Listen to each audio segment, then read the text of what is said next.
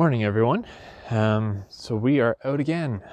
It's another week, which is very exciting, especially with all the goings on in the world right now. I'm honestly tired of the news at this point. So I'm getting away from it. Keeping my distance from everyone, though. Don't worry, I am keeping my safe distance.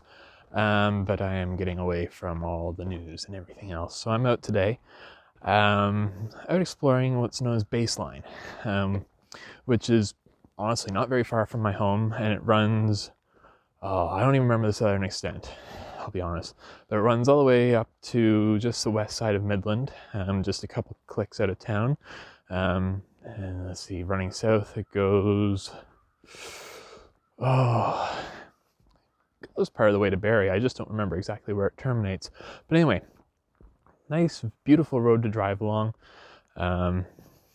Being the old baseline, or being the baseline, it's kind of one of the not major thoroughfares, but one of the major routes that doesn't involve being on the highways, like the provincial highway system. So it's nice and small, relatively quiet. You can hear cars coming for a long way. There's a car that's been coming up behind me for about 5 minutes now, and I've been able to hear him the whole time. So yeah, we're gonna walk down. I'm walking down to this valley here. The reason why I'm walking down, I decided not to park.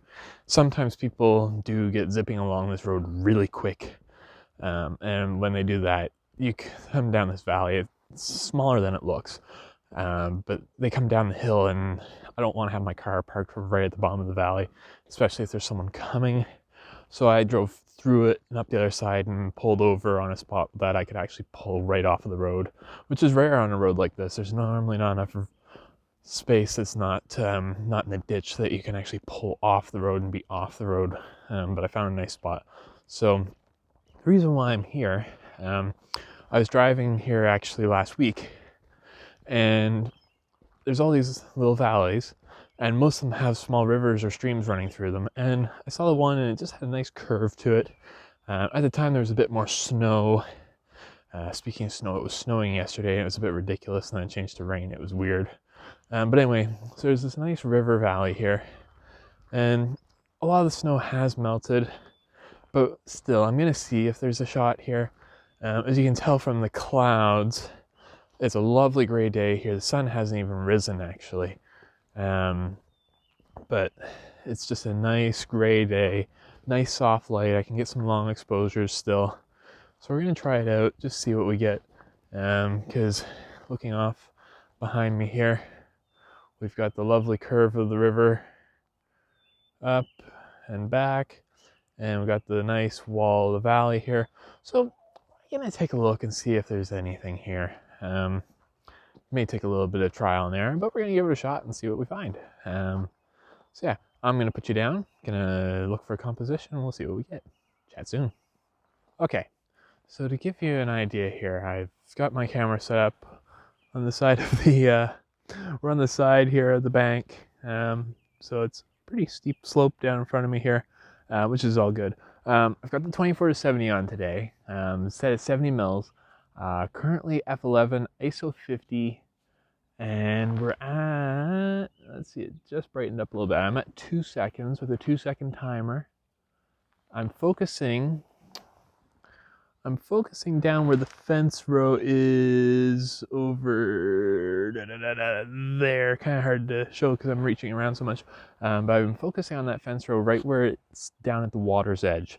And with the F11, of course, I have very nice depth of field, especially focusing on something that's about 40, 50 feet away. I have a lot of depth of field now. So it gives me a nice crisp image front to back.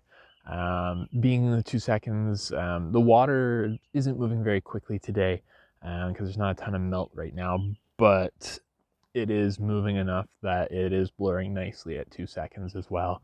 My only niggle with this image is that it's not very dramatic. I was thinking that this would be a perfect shot on a morning like this, especially with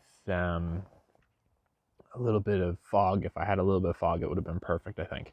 But given how it is right now, I may or may not keep this image. I don't know yet, because it's very flat, it's dull. I mean, there's times where flat and dull is okay. Well, hang on, we're just gonna wait for the car here. Anyway, as I was saying, it comes out a bit flat and dull. I think that this image, now that I've actually shot it once, I think that it would look really good if there's like a beam of sunlight coming down. Just a little bit of extra drama in the shot, which, given the conditions today, I don't think I'm going to get much sun at all. But I would consider coming back out a little later, possibly even moving on to a different location, coming back, trying it again in an hour or two. I don't know. But anyway, I've got my settings here, so I'm going to get the shot, and then we're going to carry on. Boom. All right, let's see what we get and carry on.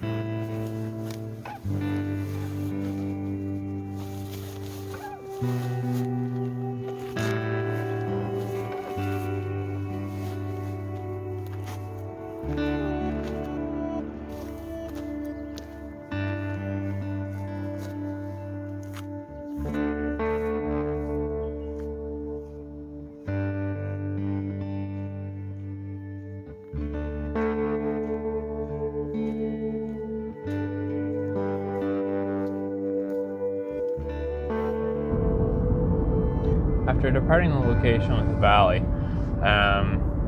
still not sure what to think of that image yet, so we're gonna carry on. But trying to decide where to go next is a bit of a challenge with this flat light today.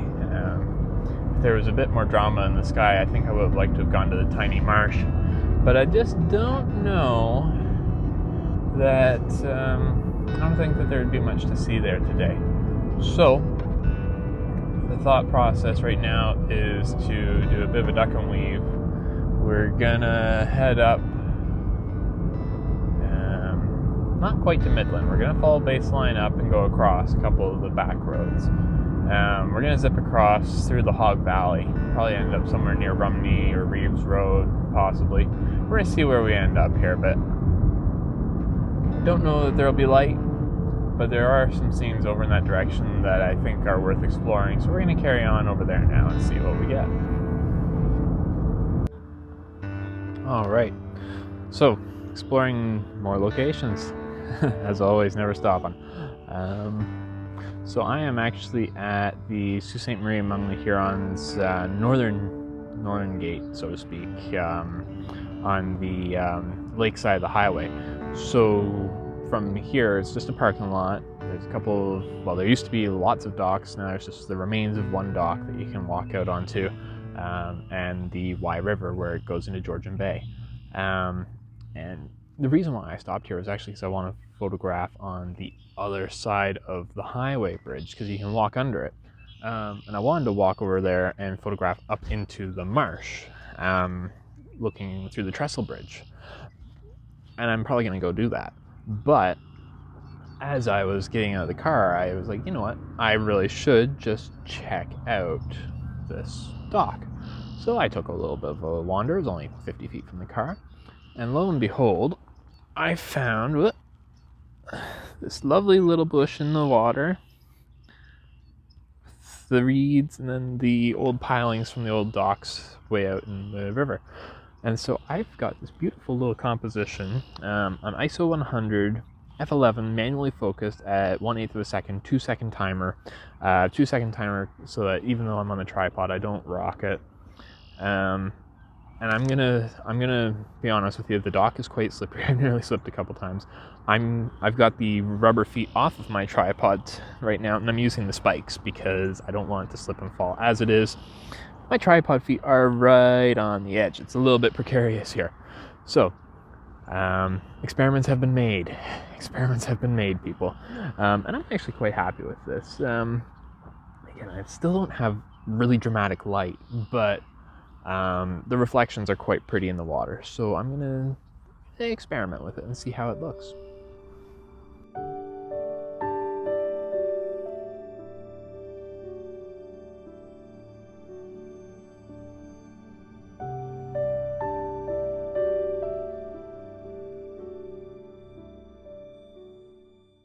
But it's one of those moments, I have one of those confessions to make. I think I've made it before, actually. Sometimes you just don't get the chance to record the video and talk about things while you're out taking the pictures, unfortunately. Whether because of weather conditions, time of day, people around you, you know. There's so many different things that kind of get in there and cause problems that make it a little more difficult to record on the fly. So the last picture I'm going to put at the end of the video today, I actually recorded it last night. I captured it last night versus today. And the reason why I'm not going to be recording it live, so to speak, recording the video as I'm taking the picture, is because when I recorded it, when I took the picture, it was so dark that none of the cameras that I own could really see. And as much as it's nice to do voiceovers, I don't think you want to listen to me talk about it for minutes at a time in pitch black with a little tiny bit of light here and there. So I figured, as much as I would like to have stuck with recording as I'm capturing, in this instance I didn't think it was the best process to go with. So the scene that I recorded, that I captured last night, I went out to the tiny beaches after taking my girlfriend home after dinner, and I was initially just planning on doing a landscape with the ice that's still sitting along the waterfront, looking out over Georgian Bay towards Collingwood, with the a couple constellations, mainly Orion and Taurus and the Pleiades, sitting up in the sky out in front. Venus was starting to set, but it was very, very bright. And as it turns out, the way the shot worked out, it was so bright, and there was a thin, diffuse layer of clouds coming through, little bands of clouds, that the image actually came out looking like the moon. It made Venus look so large in the sky, but I can assure you the moon was not present. But it was kind of fun because, as I said, I started out with the intent of capturing an image of just the scene, but then I thought about something. I started out with the intent of just capturing the scene as it was, but then as I was working the scene, I realized, you know what, I have a prime opportunity here. I've long admired the images where people put themselves in the landscape. It gives it a sense of scale, it gives it a sense of a little more feeling, because you have someone in there that you can relate to them, you can picture yourself there, you can imagine, oh, I want to be in this shot, I want to see this. And I've finally added a headlamp to my camera bag, so I always have light, because I'm always forgetting my flashlights everywhere I go. So I put on my headlamp, had my gloves, had my hat, had my coat, all this stuff, and I put myself in the scene. And for once, it finally worked out. I finally got the shot with the beam of light from the headlamp coming in, pointing towards Orion. I think it's a lovely image. I experimented with a couple of compositions and a couple of settings, but in the end I settled on 15 seconds at ISO 3200 f2.8 at 24 millimeters. This is one of those applications where a lot of astrophotographers would come in and say, well, you had a 24 1.4. I know. I wish I had a 24 1.4. But at the same time, my bank account agrees with me that I shouldn't do that right now. So, working with what I got, very happy with what I got. So I hope you enjoyed the image. I hope you've enjoyed this week's video. And by all means, if you've enjoyed, thumbs up please, subscribe, follow my Facebook page. Any of those things, definitely check it out. Get in touch if you have any questions or anything, let me know. And hope to see you next week. Have a good weekend, everyone. Enjoy.